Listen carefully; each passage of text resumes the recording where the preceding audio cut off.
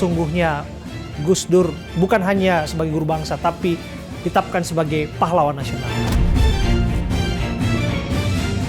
Kita semua membutuhkan Gus Dur sebagai inspirasi, motivasi. Sangat penting Gus Dur juga resmi dikemukakan sebagai contoh bagi bangsa Indonesia. Seorang presiden besok lebaran nggak bisa beli ayam, Jo.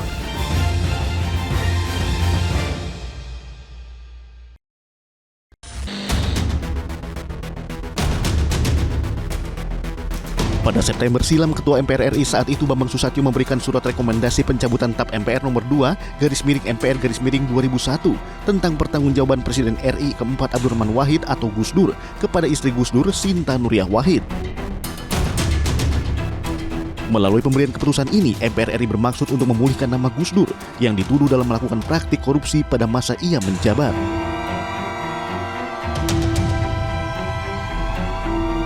Sementara itu, istri Gus Dur, Sinta Nuriyah, mengharapkan adanya langkah konkret yang bisa diupayakan pasca dikeluarkannya surat keputusan tersebut. Ia meminta agar nama baik Gus Dur segera direhabilitasi. Selanjutnya, MPR RI akan mengajukan ke pemerintah agar Gus Dur dianugerahi gelar pahlawan nasional. Hal itu pun disebut penuh haru bahagia oleh tokoh lintas agama karena selama hidupnya Gus Dur dikenal sebagai Bapak Toleransi Indonesia.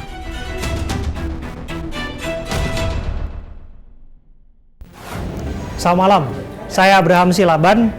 Hari ini istimewa dan luar biasa bagi saya karena hari ini kita melihat betapa sungguh guru bangsa Gus Dur dikenang dan kemudian didorong untuk menjadi pahlawan nasional. Setelah TAP MPR dicabut, tentu ini adalah hal yang dinanti-nantikan. Kalau Gus Dur mengatakan dengan istilah time will tell atau sejarah akan buktikan, dan inilah saatnya kemudian waktunya kemudian negara memulihkan dan termasuk memvalidasi sosok Gus Dur sebagai guru bangsa. Dan untuk membicarakan itu sudah hadir bersama kami sejumlah narasumber yang hadir. Sudah bersama kita Menko Pemberdayaan Masyarakat Gus Muhaimin Iskandar. Sehat, Gus? Alhamdulillah, selamat malam. Selamat malam, Gus. Dan Romo Frans Magniseno. Sehat, Romo? Alhamdulillah. Dia luar biasa nih, semangat terus. Dan bersama kami juga di sini adalah Pak Wisnu Bawatenaya, Ketua Umum Parisada Hindu Dharma Indonesia. Selamat malam, Bapak. Selamat malam. Iya. Saya ke Gus Muhaimin terlebih dahulu. Gus, cerita kepada kami. Tentu kerukunan beragama tak lepas dari sosok Gus Dur, guru bangsa. Dan kalau kita lihat apa yang terjadi baru-baru ini, kemudian TAP MPR itu dicabut. Ini membuka jalan bagi negara ini memvalidasi sesungguhnya Gus Dur bukan hanya sebagai guru bangsa, tapi ditetapkan sebagai pahlawan nasional. Bagaimana, Gus? Ya, guru bangsa itu pahlawan tanpa tanda jasa. Tetapi kita semua membutuhkan Gus Dur sebagai inspirasi, motivasi, sekaligus kerangka kesadaran ideologis kita untuk terus tidak pernah berhenti berjuang untuk persaudaraan, persatuan, kemanusiaan, dan tentu saja menciptakan dialog yang sehat antar berbagai kebinekaan. Gus Dur telah melakukan itu. Seperti yang Anda sampaikan, Gus Dur bilang ketika sedang terpojok karena pikiran-pikiran Gus Dur yang dianggap kontroversial waktu itu, di mana dulu perbedaan, kekerasan antar kelompok, antar agama itu muncul ke permukaan. Gus Dur melawan itu dan tidak populer. Kemudian Gus Dur terpojok, selalu Gus Dur menyatakan sejarah yang akan membuktikan. Betul. Dan hari ini sejarah membutuhkan Gus Dur untuk terus kita semua termotivasi. Kita semua untuk terdorong untuk melanjutkan. Oke, kalau kita lihat kan jalan panjang sebetulnya, Gus, perjuangan untuk memastikan tapi itu dicabut, MPR itu dicabut, dan kemudian kalau kita lihat sudah dicabut dan tidak akan berhenti di situ. Perjuangan itu kan dimulai oleh berbagai fraksi, termasuk PKB, sesungguhnya yang secara konsisten memperjuangkan itu. Seperti apa semestinya pemerintah meresponi itu? Ya, tentu banyak sekali tokoh-tokoh yang sudah mendapatkan pahlawan. Ya. Nah, Gus Dur ada di atas beberapa yang sudah mendapatkan itu. Maka tentu saja pemerintah tidak ada pilihan kecuali untuk mendukung itu. Iya. Karena itu dukungan dari berani dari seluruh pihak itu penting buat pemerintah bagi proses-proses memastikan bahwa Gus Dur adalah pahlawan tersebut. Oke. Dan itu tentu akan diresponin secara responsif ya oleh pemerintah. Pasti. Kalau Anda melihat suasana kebatinan dalam kabinet Prabowo Gibran ini seperti apa? Selalu ada proses di mana mulai dari bawah, prosedur-prosedur administrasi kenegaraan yang harus ditempuh. Romo, jelaskan kepada kami Romo, bagaimana kontribusi Gus Dur dalam kerukunan umat beragama dan idenya yang sampai hari ini masih tetap ada? Menurut saya sangat penting Gus Dur juga resmi dikemukakan sebagai contoh bagi bangsa Indonesia. Karena dia punya sikap-sikap yang pantas dicontohi. Dia punya kemampuan untuk membuat sesuatu yang menjadi syarat agar Indonesia betul-betul bersatu, yaitu mempunyai identitasnya sendiri, identitas sebagai orang Muslim, identitas sebagai orang Jawa Timur, dan sekaligus identitas Indonesia, identitas sebagai saudara dari agama-agama lain. Itu yang kita harapkan. Saya orang Katolik, dekat dengan Gus Dur, bukan Gus Dur mesti menjadi Katolik, justru sebagai orang Islam. Saya lewat Gus Dur merasa aman dengan saudara-saudara Islam. Itu sesuatu yang sangat penting di Indonesia. Maka saya harapkan Gus Dur resmi menjadi dinyatakan pahlawan yang dia sebetulnya sudah pahlawan. Oke, kenapa kita merindukan sosok Gus Dur di era hidup beragama hingga saat ini? Karena kita sebetulnya Indonesia punya sebuah sukses story. Jadi meskipun ada selalu konflik macam-macam antara agama, pada dasarnya hubungan antara agama sudah baik. Di situ Gus Dur memainkan peranan yang luar biasa dan itu jangan pernah taken for granted. Jadi di menuju tahun Indonesia Emas 2045 masih akan ada tantangan-tantangan besar. Justru di situ penting kita punya contoh sebagai Gus Dur, di mana sebagai orang Indonesia kita bisa sekaligus anggota macam-macam agama, macam-macam suku, macam-macam posisi sosial dalam masyarakat, dan kalau ada masalah daripada benci, tertawa-tertawa, saling merangkul dan bersahabat. Luar biasa. Bagaimana Pak Wisnu menanggapinya? Kalau saya dengar cerita kan yang sempat diceritakan bahwa kalau kemudian Gus Dur ditempatkan sebagai tokoh sentral NU, tapi kalau beliau berkunjung ke Bali, lebih seringnya ke Pura. Luar biasa, Gus Dur ini telah mengimplementasikan sesanti bangsa kita. Bhinneka Tunggal Ika, lengkapnya Bhinneka Tunggal Ika, Tanhana Dharma Mangrua. Maka beliau tak gentar membela yang benar. Ini harus kita teruskan kepada generasi kita. Karena Bung Karno juga pesan, jas merah, jangan sekali lupa sejarah. Kebaikan-kebaikan beliau, keteladanan beliau, kita harus teruskan kepada generasi muda kita untuk Indonesia Raya. Lagu Indonesia Raya 3 stansa, jangan pernah kita lupakan. Stansa pertama, mari kita berseru Indonesia tetap bersatu. Mari kita berdoa Indonesia bahagia. Dan mari kita berjanji Indonesia tetap abadi. Itu yang paling penting. Jangan pernah kita mau diadu domba oleh siapapun juga. Itu dia. Oke, kalau Anda apa yang sulit dilupakan dari Gus Dur? Saya lihat Gus Dur telah mengimplementasikan nilai-nilai Pancasila. Dan beliau betul-betul melihat manusia Indonesia ini duduk sama rendah, berdiri sama tinggi. Ini contoh yang luar biasa dari Gus Dur. Luar biasa. Romo, kalau kita lihat pendekatan Gus Dur sebagai tokoh humanis untuk menyelesaikan konflik di Aceh, kemudian di Papua, ia melakukan pendekatan kemanusiaan, pendekatan persuasif. Papua begitu mencintainya. Bahkan istilah Papua sendiri pun beliau mendorongnya waktu itu dari Irian. Sampai waktu itu memang kontroversial pengibaran bendera yang lebih rendah dari bendera Indonesia. Tapi lepas pun itu adalah cara beliau untuk merangkul semua kalangan. Di Aceh, daya militer kita kemudian waktu itu dikurangi prajurit-prajurit di sana untuk kemudian bisa membangun komunikasi dan diplomasi. Apa yang Anda tangkap dari situ? Yaitu pada Gus Dur kita melihat keberhasilan Papua menjadi gembira bahwa dia Indonesia. Dia diakui dalam identitas. Kok itu tidak diteruskan? Sebetulnya Gus Dur sudah membuka jalan supaya orang Papua, orang Indonesia paling timur betul-betul merasa sebagai Indonesia. Sampai sekarang Papua adalah luka terbuka di tubuh bangsa Indonesia. Kita bisa belajar dari Gus Dur bagaimana menanganinya dengan suatu yang merupakan win-win solution bagi semua yang terlibat. Jadi di Papua tidak perlu ada yang kalah, asal saja kita betul-betul tidak mau mengeksploitasi orang Papua, tetapi membantu supaya mereka itu bisa terbangun, bisa hidup sejahtera, bisa hidup itu aman, terhormat, sama dengan kita semua. Luar biasa.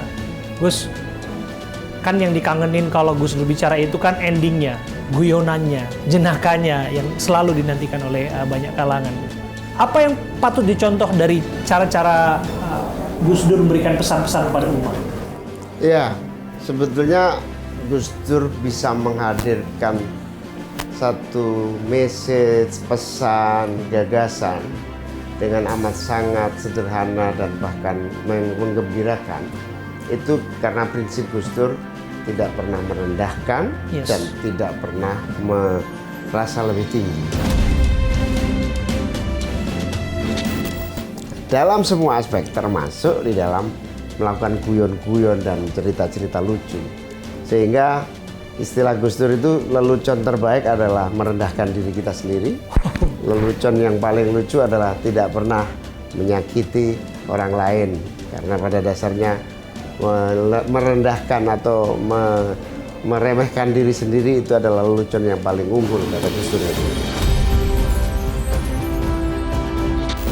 Tapi satu hal yang patut menjadi pembelajaran tentang Gus Dur ini adalah Gus Dur selalu menemani kelompok yang paling sulit, yang paling menderita, yang paling minoritas, yang paling sedang mengalami masalah yang paling sulit. Di NU sendiri ada satu keyakinan Gus Dur itu wali. Wali itu kesayangan Tuhan, kesayangan Allah. Istilah wali itu. Tapi apa sesungguhnya setelah saya ikuti perjalanan Gus Dur, yang disebut wali atau kesayangan Tuhan itu karena Gus Dur pernah dan selalu membela orang, dan yang paling pokok adalah menyelamatkan nyawa manusia. Jadi Gus Dur itu disebut wali karena terlampau banyak nyawa-nyawa yang diselamatkan.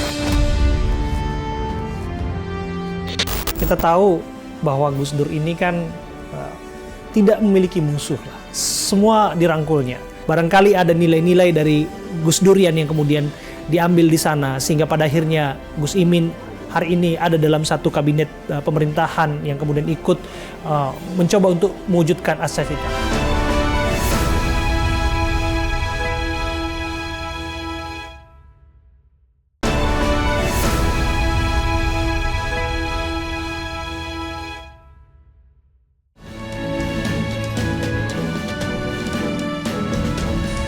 Gus, kan yang dikangenin kalau Gus Dur bicara itu kan endingnya, guyonannya, jenakanya yang selalu dinantikan oleh banyak kalangan. Istilah Gus Dur itu lelucon terbaik adalah merendahkan diri kita sendiri. Lelucon yang paling lucu adalah tidak pernah menyakiti orang lain. Karena pada dasarnya merendahkan atau meremehkan diri sendiri itu adalah lelucon yang paling unggul kata Gus Dur. Tapi satu hal yang patut menjadi pembelajaran tentang Gus Dur ini adalah Gus Dur selalu menemani kelompok yang paling sulit, yang paling menderita, yang paling minoritas, yang paling sedang mengalami masalah yang paling sulit. Di NU sendiri ada satu keyakinan Gus Dur itu wali. Wali itu kesayangan Tuhan, kesayangan Allah. Istilah wali itu. Tapi apa sesungguhnya setelah saya ikuti perjalanan Gus Dur, yang disebut wali atau kesayangan Tuhan itu karena Gus Dur pernah dan selalu membela orang, dan yang paling pokok adalah menyelamatkan nyawa manusia. Jadi Gus Dur itu disebut wali karena terlampau banyak nyawa-nyawa yang diselamatkan. Yang tidak terbunuh gara-gara intervensi Gus Dur. Ada satu cerita seorang yang paling preman nyaris dibunuh dan lari minta pertolongan Gus Dur, dilindungi. Hatta pada wilayah perlindungan kepada jiwa itu memang doktrin agama yang telah salah satu pilar agama adalah menyelamatkan nyawa, dan itu tidak main-main. Gus Dur praktekkan, dan itulah yang kemudian dia disebut wali. Apa yang tidak mungkin Gus Imin lupakan dari sosok Gus Dur? Gus Dur itu ketika memiliki ide yang tidak bisa diterima kalangan pihak, kita sebagai pendamping pengikut selalu ikut menasihati Gus Dur. Gus kok begini ya? Misalnya ketika bendera Papua Gus Dur sampaikan, silakan bendera Papua dikibarkan asal di bawah merah putih. Apa jawaban Gus Dur dengan santai? Sepak bola aja pertandingan di kampung boleh mengibarkan bendera, masa bendera Kejora aja nggak boleh? Ya, itu sesuatu yang serius menjadi sangat cair. Itulah kemudian Gus Dur dicintai oleh teman-teman Papua sampai hari ini. Kita tahu bahwa Gus Dur ini kan tidak memiliki musuh lah. Semua dirangkulnya.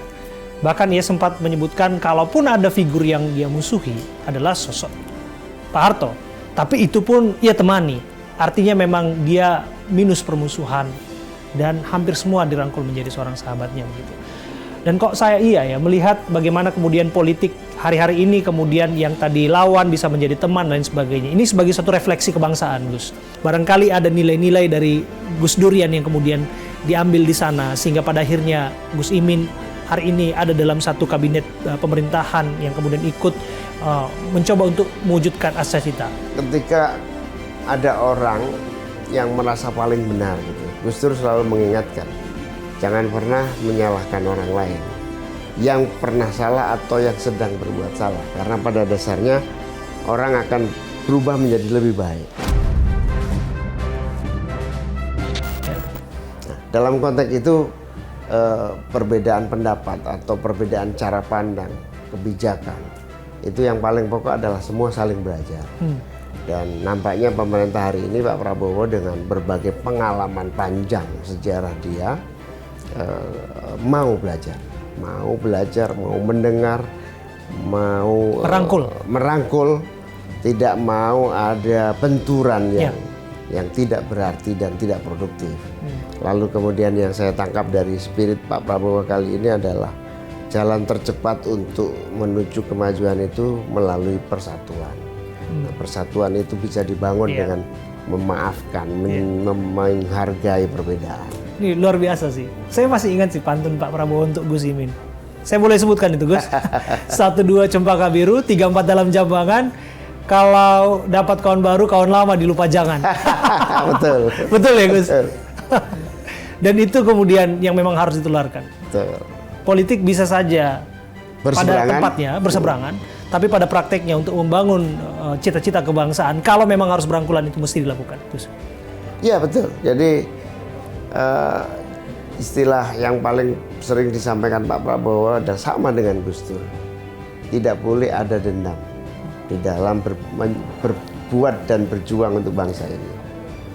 Gus Dur selain dijatuhkan dari presiden oleh Pak Amin, oleh Bu Mega, Gus Dur bilang, saya tidak masalah, tapi saya tidak pernah melupakan.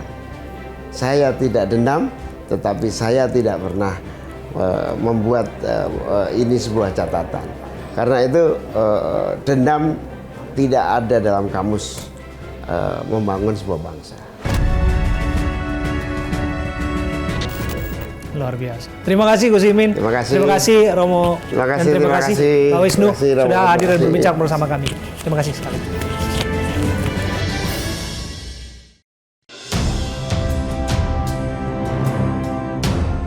Kiai Haji Abdurrahman Wahid atau Gus Dur menjadi sosok negarawan yang begitu dicintai banyak kalangan.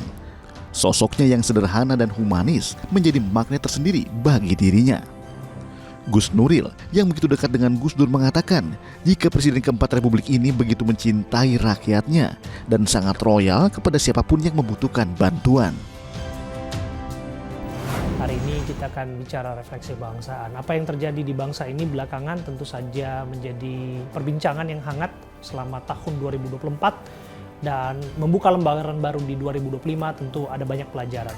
Maka dari itu kita akan berbincang bersama dengan tokoh-tokoh agama tentu saja yang akan berikan banyak inspirasi, banyak hal-hal yang menjadi wejangan tentu saja untuk menghadapi lembaran baru di tahun yang baru. Dan sudah bersama saya Gus Nuril, sehat Gus Nuril? Alhamdulillah. Dan juga sudah bersama saya Yang Mulia Biku Damasubo Mahatera, Kepala Wisma Sangha Theravada Indonesia. Selamat malam Yang Mulia. Terima kasih. Ya. Salam sehat. Dan juga ada Om Wai Wahyu Muryadi, ex Kepala Biro Protokol Istana Kepresidenan semasa Gus Dur, Presiden keempat Republik Indonesia. Wartawan senior yang udah gak jadi wartawan lagi. Tetap menyoroti setiap hal-hal yang terjadi di Republik ini. Dan izinkan kami mulai dengan Gus Nuril. Gus, hari ini kita bicara soal kebangsaan, kita bicara soal keagamaan, tapi nggak sekali yang urusan dengan ceramah keagamaan itu viral. Kalau saya itu bicara tidak hanya yang eksoterem, tapi esoterem. Nah, saya melihat kejadian ini sudah diperhitungkan oleh leluhur kita, para wali songo, khususnya Sunan Kalijogo. Ketika Joyoboyo meramalkan akan muncul pemimpin di tanah air ini terbatas pada Satrio Piningit, Sunan Kalijogo itu menjabarkannya lebih panjang sampai mengarang karangan lakon wayang Semar Bangun Kayangan. Artinya pada saat itu Sunan Kalijogo ingin memberitahu kepada umatnya, masyarakat di Nusantara ini bahwa kepemimpinan tidak terputus hanya pada para lakon-lakon yang sudah ada, tetapi dibangkitkan dengan menggambarkan Semar Bangun Kayangan, yaitu pada saat Semar Bangun Kayangan membutuhkan jamus kalimosodo.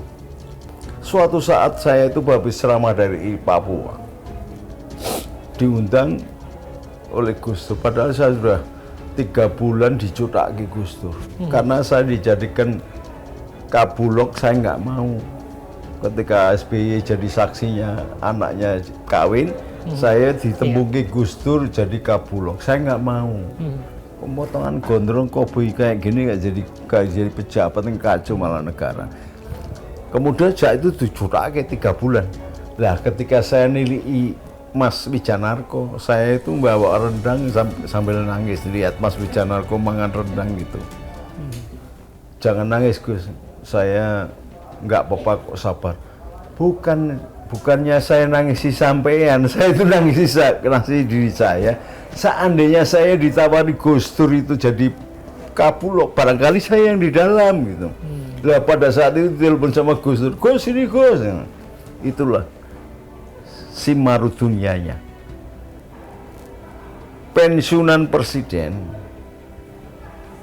lebaran kurang sehari, Gus Dur ngomong, Gus nek sampean ceramah di Papua, di Sangoni, saya ini setiap ceramah, saya malah ninggali, padahal pensiun saya itu cuma 5 juta. Kalau yang ngundang 10 lebih 10, gaji pensiun saya itu habis. Makanya Gus, ini besok itu kan lebaran. Besok lebaran, Mbak Yumu nggak bisa beli ayam. Saya itu presiden. Jangan ada lagi kata-kata minoritas mayoritas. Kedua, harus ada langkah-langkah yang tegas dan konsisten dari pihak pemerintah. Jangan ada perusakan tempat-tempat ibadah.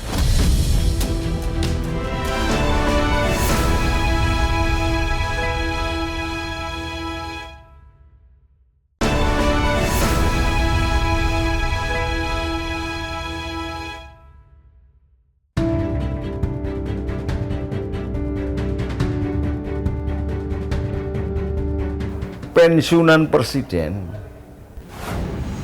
Lebaran kurang sehari, Gus Dur ngomong, Gus, nek sampean ceramah di Papua, di Sangon, saya ini setiap ceramah, saya malah ninggali, padahal pensiun saya itu cuma 5 juta. Kalau yang ngundang 10 lebih 10, gaji pensiun saya itu habis. Makanya Gus, ini besok itu kan Lebaran. Besok Lebaran, Mbak Yumu nggak bisa beli ayam. Iya. Saya itu presiden betul-betul ngesampingkan dunia. Seorang presiden besok Lebaran nggak bisa beli ayam juga. Jadi saya berharap Gus Dur sudah memulai, maka saya ingat ucapan Gus Dur. Prabowo itu nanti jadi presiden kalau sudah tua, Gus. Dan dia itu orang paling ikhlas di Indonesia ini. Saya enggak memuji Mas Prabowo karena kepengen dia nundang. Wong Mas Prabowo itu sebenarnya Tapi itu yang terucap dari Iya. Iya. Makanya dia tak parani sampai Mas Prabowo itu ketika nyalon tak parah, nggak berani muncul, tak parani. Sampean jangan diem saja, sampean jangan tidur saja. Iya. Sampean harus nyalon presiden. Wah nunggu sana, udah maju. Akhirnya maju. Beberapa kali memang saya menjadi pendukungnya, tetapi karena ada salah satu partai yang saya tidak setuju mendukungnya, saya mau atret. Nah sekarang malah begitu coblosan saya langsung ngomong, hari ini Mas Prabowo jadi presiden, selamat. Anda akan jadi pemimpin yang besar, tidak kalah besar dengan Pak Harto, Pak Karno, dan tidak kalah santunnya dengan Gus Dur, karena Gus Dur dan Mas Prabowo itu beda casing aja.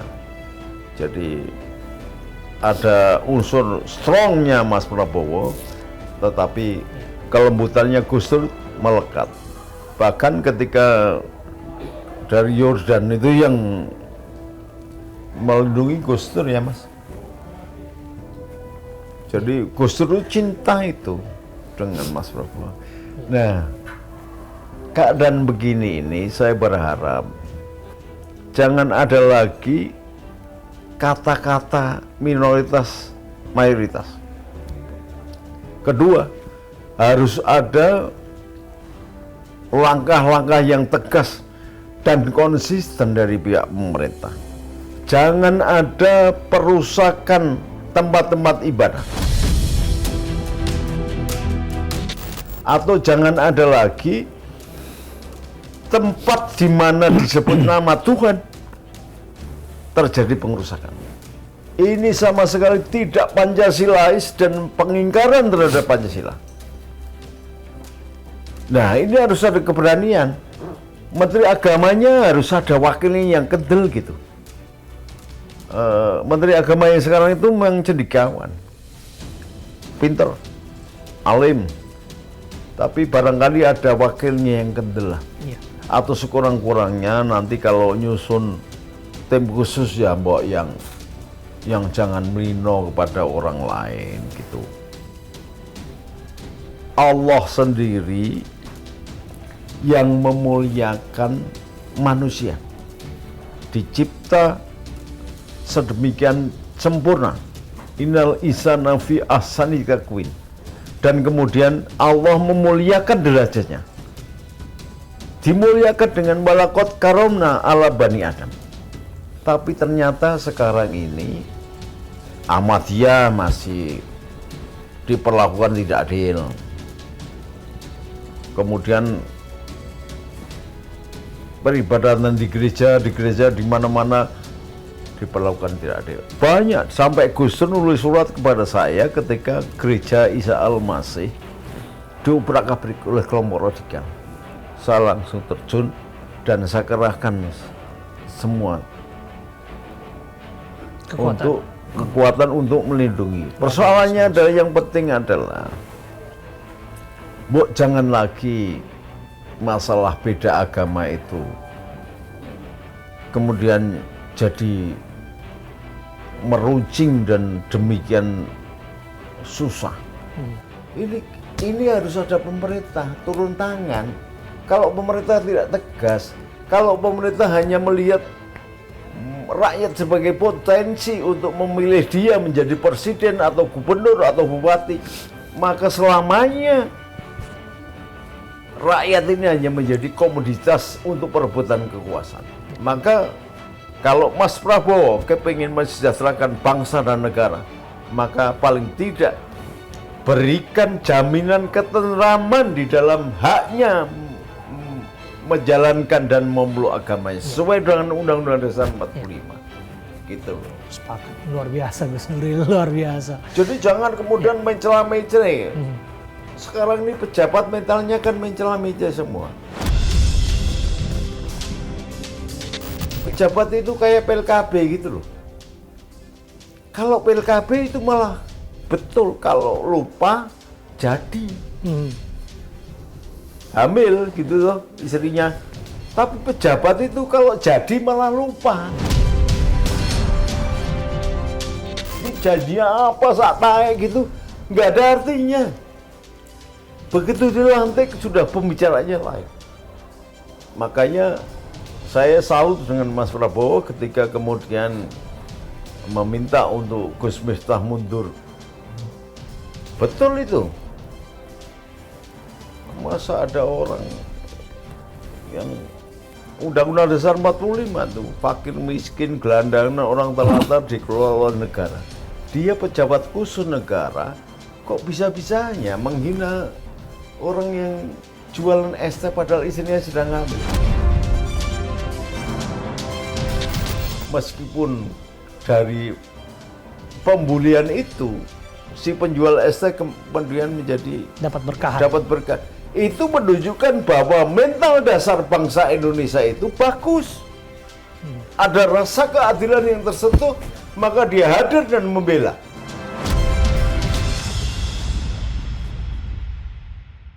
Ini banyak orang yang belum tahu ya ini ya. Eksklusif di sini saya bilang. Silakan Om Wai. Saya harus tetap berangkat dan saya perintahkan jangan ada satu butir peluru pun yang dilesatkan, yang ditembakkan, ya, karena mereka adalah rakyat kita.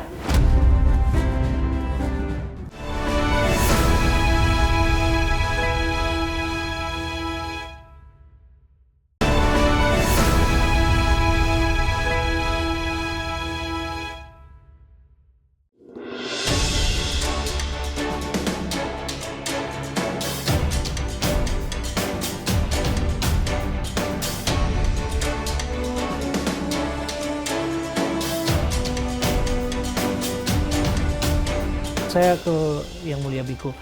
Bagaimana harapan kepada pemerintah untuk kemudian bagaimana hidup beragama berdampingan antara anak bangsa ini benar-benar terwujud ke depannya? Mari kita kembalikan kepada manusia itu yang secara utuh. Karena sekarang ini banyak manusia yang tidak utuh.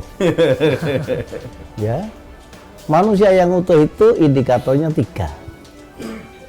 Raga, pikir, jiwa. Jadi kalau manusia itu tidak utuh, raga, pikir, jiwanya ini tidak semuanya berdiri tegak dan berlagak. Raga makanannya nasi, pikir makanannya buku, isinya ilmu. Tapi jiwa makanannya rasa. Banyak orang hanya sibuk mencari makanan untuk raga. Lalu orang juga berlomba-lomba mencari ilmu biar kelihatan pinter. Tapi jiwanya jarang diberikan nutrisi yang bergizi. Maka banyak orang yang akhirnya jiwanya tetap lapar. Sedangkan jiwa makanannya rasa. Kalau orang di lapangan kan olahraga. Kalau di dapur itu kan olah-olah. Nah kemudian orang-orang yang sempurna, orang yang utuh tadi, dia punya sesi, punya waktu namanya olah rasa. Nah, Rasa atau jiwa itu ada kata ganti, yaitu hati. Saya tidak tahu sejak kapan digunakan, tapi kalau sekarang yang kita sering dengarkan kata hati. Dan hati di sana bukan hati organ, tapi hati sentral energi. Maka kalau orang mengeluh sakit hati, yang dipegang dadanya. Aduh, aku sakit hati. Dan kalau kita zaman dulu menghadap kepada orang tua, minta sesuatu, misalnya mau bepergian atau mau sekolah atau kemana, yang kita harapkan dapat sangu dari orang tua itu. Tapi apa yang diberikan orang tua itu ternyata satu kata itu pun diulang 2 kali. Mengingat pentingnya satu kata ini di atas segala-galanya. Yaitu apa? Satu kata hati. Itu pun diulang 2 kali, yaitu sing hati-hati. Coba kalau sampean mau merantau atau pergi kemana, pamit kepada orang tua, apa yang diberikan? Hati-hati. Ya nak, yang hati-hati. Kenapa nggak sing kupeng-kupeng? Atau sing das-das. Kok sing hati-hati? Nah, karena itulah kalau tadi bertanya bagaimana bangsa dan negara ini, satu peradaban yang mapan itu indikatornya juga 3. Kalau bisa menempatkan harga hidup di atas harga diri. Harga diri di atas harga materi. Tapi yang terjadi balik, menempatkan harga materi di atas harga hidup, menempatkan materi di atas harga diri, lalu harga diri di atas harga hidup. Kalau harga hidup ditempatkan paling bawah, artinya harganya murah dan mudah terjadi pembunuhan di mana-mana. Bangsa yang mapan itu adalah kalau bisa menempatkan harga hidup di atas harga diri, menambah harga diri di atas harga materi. Karena itu dunia akan selamat oleh orang-orang yang malu berbuat jahat, takut akan akibatnya. Sekarang orang-orang bisa menjadi aman dan selamat bukan dengan pagar kawat berduri, tetapi dengan pagar hati orang yang bisa takut dengan dirinya sendiri. Kalau ini dibangun, dan ini mungkin ongkosnya tidak mahal sampai berbanyak-banyak angka itu kok. Itu hanya kemauan dan di-sharing, disentuh rasanya. Lah saya kalau kata-katanya menghina, merendahkan, jadinya kayak apa? Menjolimi. Tapi kalau rasanya dipuji, Mas Wahyu, monggo, permisi, punten, tusuk mayuku, tambah ganteng. Nah itu dah, itu kan penak toh ya. Nah ya itu kan artinya begitu. Nah itu apa? Itu kan nutrisi buat rasa, nutrisi buat jiwa. Itulah kira-kira. Dan ini dibutuhkan saat ini. Kalau kita bilang Indonesia ini kekurangan atau Indonesia dianggap tidak maju, saya tidak setuju. Justru Indonesia sekarang ini posisinya sangat maju. Kalau dibanding dengan zaman saya masih kecil. Di desa-desa itu rumah masih gubuk, ya udah, sepedanya ontel, saya sekolah bidang ontel. Sekarang di desa-desa tidak ada rumah gubuk, tidak ada sepeda ontel. Setiap rumah punya mobil. Minimal motor dan lebih dari 1. Wah, coba. Apa masih kurang kayak gitu? Jalan tol kemana-mana, coba. Kurang apa? Itu disyukuri. Dan itulah kalau kita rasakan, kita kunyah-kunyah, tidak hanya ditelan mentah-mentah. Om Wai, tadi sudah disinggung oleh Gus Nuril, betapa kemudian Gus Dur itu apa adanya, dan memang beliau sungguh menginspirasi kita. Bukan hanya dari lisannya, kalaupun ia suka bercanda, ia tidak pernah merendahkan orang lain. Itu satu. Terus yang kedua, kesederhanaannya. Bukan hanya kali ini kita dengar tadi Gus Nuril sampai tersentuh, saya pun tadi tersentuh dan hampir menangis. Seorang Presiden keempat Republik Indonesia, ia juga pernah meminjam ataupun meminta tepatnya uang 5 juta rupiah kepada putrinya untuk kemudian sebagai bekal ia bepergian pada saat itu, menunjukkan betapa sederhananya sosok Gus Dur. Nah, dalam konteks ini, konteks pemerintahan baru yang mungkin ini menjadi hal yang penting untuk rema ke depan, untuk dijalankan ke depan, masukan bagi pemerintahan baru. Apa yang ingin Anda sampaikan betapa kemudian ini penting kesederhanaan, kemudian sosok lisan yang perlu juga dijaga dan lain sebagainya. Karena Anda adalah sosok yang dekat dengan Gus Dur, ex kepala protokol Gus Dur di era jabatannya 21 bulan menjabat sebagai presiden. Ceritakan kepada kami, Om Wai. Dia selalu bilang bahwa negara ini nggak cukup harus dibedakan antara kita ini memimpin sebagai penguasa dengan memimpin sebagai pemimpin rakyat. Ya. Jadi yang menjadi krisis itu adalah manakala negara itu yang muncul sisi penguasanya, bukan pemimpinnya. Nah ini yang rasanya masih relevan kalau mau kita tarik dalam situasi sekarang ini. Jadi jangan ditonjolkan ke penguasaannya atau penguasanya, walaupun presiden adalah penguasa, tapi ada leadership kepemimpinan. Nah ini yang menarik, kepemimpinan yang dijalankan oleh Gus Dur, yang dicontohkan oleh Gus Dur adalah kepemimpinan yang betul-betul tadi kalau cerita-cerita Gus Nuril, Bante tadi cerita, ini ya beliau ya apa adanya. Kalau dalam urusan keprotokolan kan Anda tahu selalu beliau menekankan pada saya sebagai kepala bidang protokol waktu itu, yuk ingat, bukan protokol yang mengatur presiden, tapi presiden yang mengatur protokol.